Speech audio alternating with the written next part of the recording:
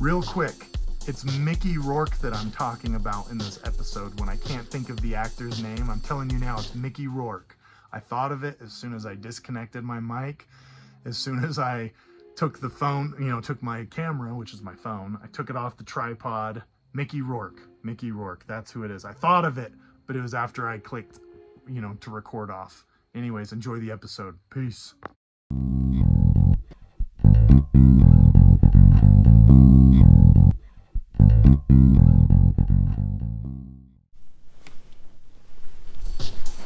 Hooah! YattaMagnus here. How's it going? Welcome to the MCU workout club. I recently watched Iron Man 2. Now, something that I didn't really specify before was that I was watching like half of the movie for a workout. The next night, half of a movie, so like an hour and an hour.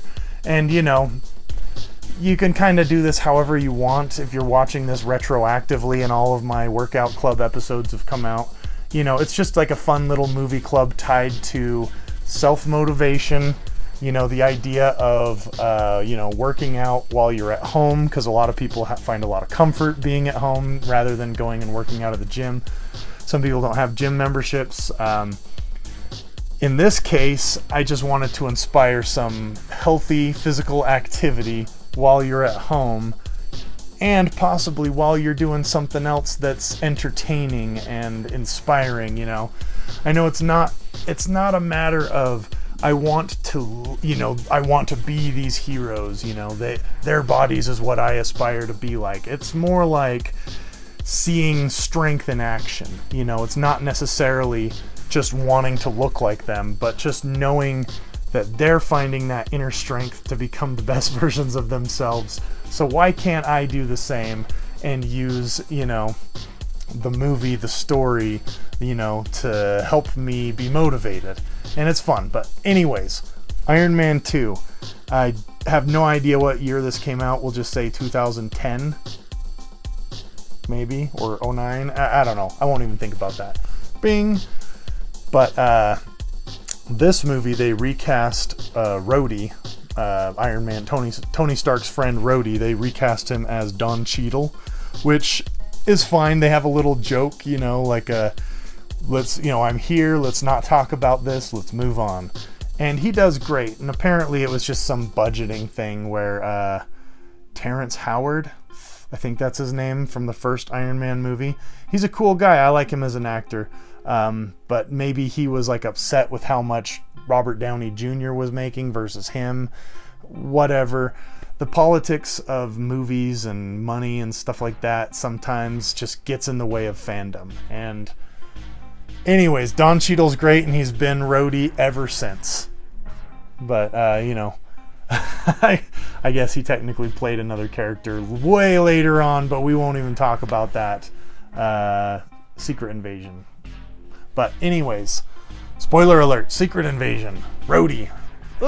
Maybe I'll cut this out. But anyways, how it went. It was fun, it was kind of fun to see kind of the Rocky 3 version of Tony Stark, where he's on top of the world. He's told everybody, I'm the champion, I'm keeping world peace.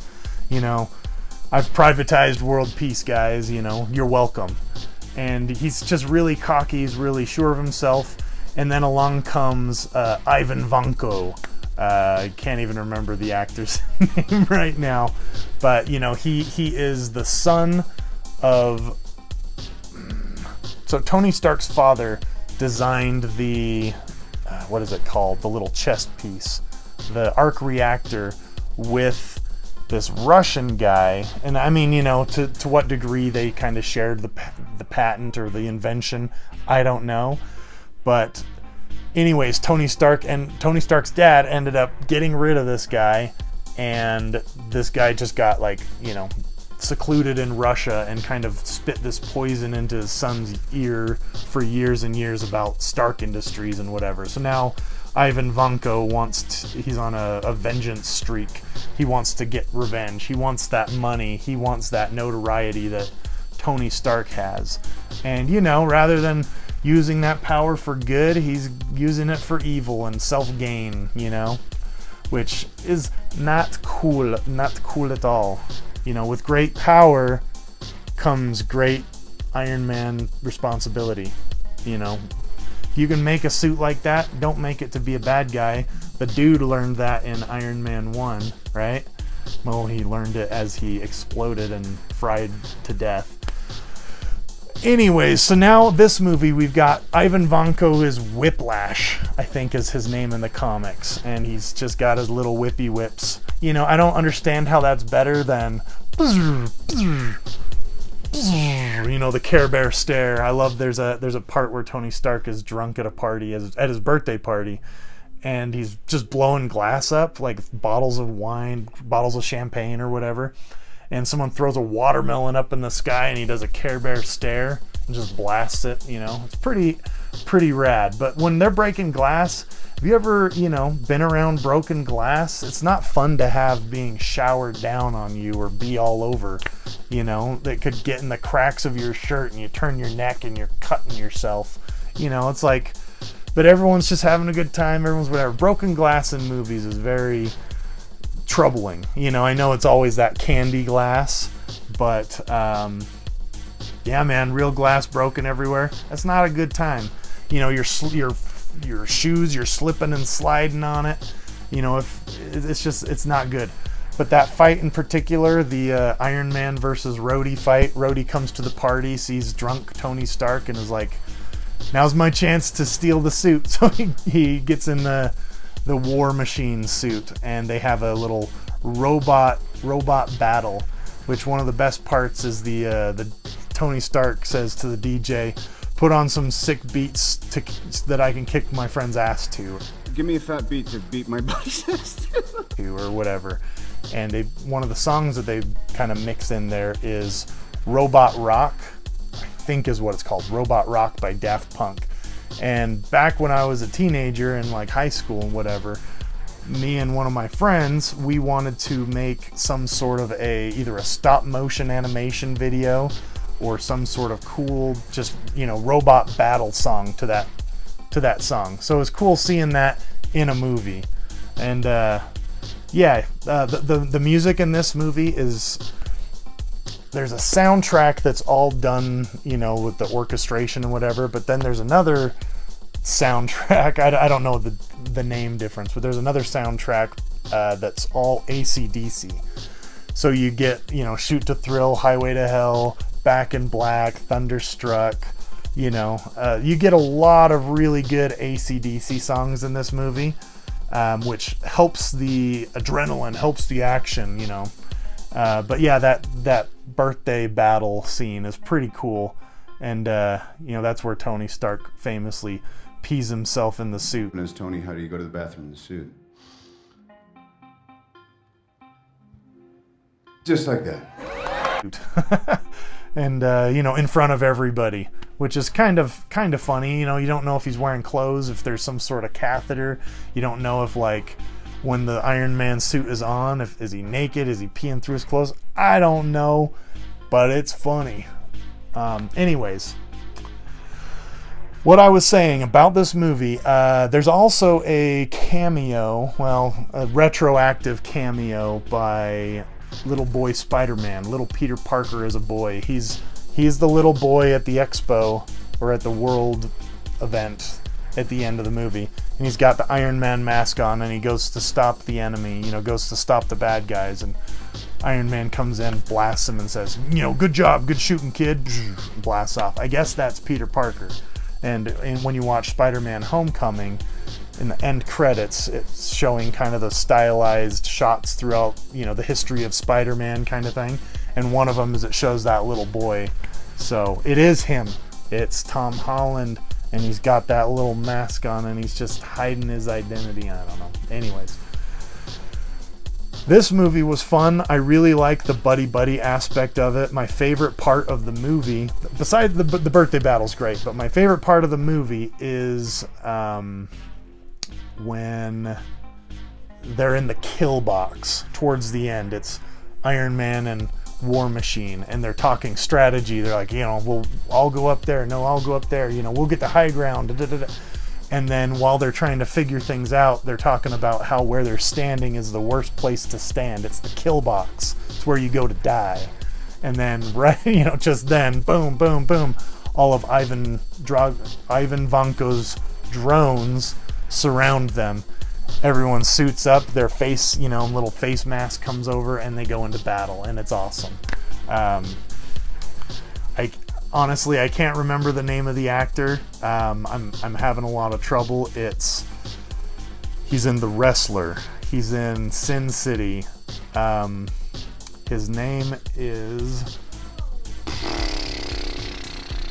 I wish I just had the DVD that I could just easily grab and say, oh, this is the guy. But all my stuff is out of alphabetical order. I haven't organized these shelves in a long time. I mostly just got stuff in the shelves so that it's not sitting in boxes. In my, you know, I do have plans to organize this, but anyways, the movie was a lot of fun. Oh, you know what? Hammer, the guy who plays Hammer, the Tony Stark's rival, damn it, I can't remember his name either. I really gotta, I'll do a little better next time. I'll look up the names. But, yeah, Hammer's great in this movie. The moment where Rhodey is gonna launch the, I think they call it the ex-wife, and it hits Ivan Vanko and just kind of falls to the ground and kind of farts out in the water. It's supposed to be the ultimate explosion weapon. That part's hilarious. And, you know, Hammer Tech? Yeah. Anyways, a little update on my working out. I do feel like I'm, you know, maybe, I don't know if I'm putting on any muscle. I don't know if I'm losing weight. I did a weigh-in, but, you know, I figure phase 1. After phase 1, I'll do the next weigh-in. So we'll see if I lose any weight. Or maybe I'm just gaining muscle and it's just kind of evening out, you know, muscle to fat, right? And just kind of, we'll see. Either way, I do feel better. I do feel like I'm making some progress. It's getting a little bit easier to work out. Not necessarily doing it every day. I'm aiming for maybe 2 movies a week. So I could do like 2 of these episodes a week. I'll try to get this one out either today or tomorrow, and the next movie is Thor, the first Thor movie with Chris Hemsworth. I know who he is. Tom Hiddleston, Loki. Anthony Hopkins, Odin. Ray Stevenson, he's one of the Warriors 3. He recently passed away. He was just in Ahsoka. And he plays one of the coolest Jedi that we've seen. Well, I shouldn't say Jedi. One of the coolest Force users we've seen in years. And there's some real cool lightsaber fights. So it's cool that Ray Stevenson got his time in the sun again, you know. The sun will shine on us again, brother.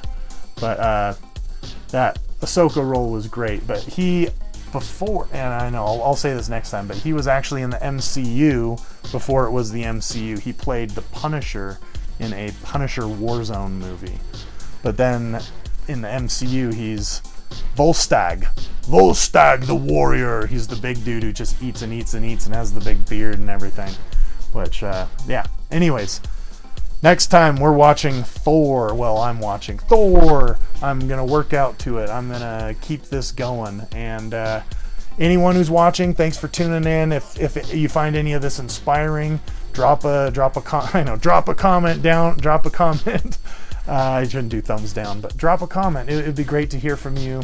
It would be great to know that people, you know, to think this is a neat idea, or if this is a terrible idea, drop it in the comments. Tell me off. Tell me I'm a piece of crap. Whatever you feel like you got to tell me. But anyways, this has been fun. I will talk to you all later after I watch Thor. Anyways, thanks for tuning in. Peace out. Love you guys. See ya.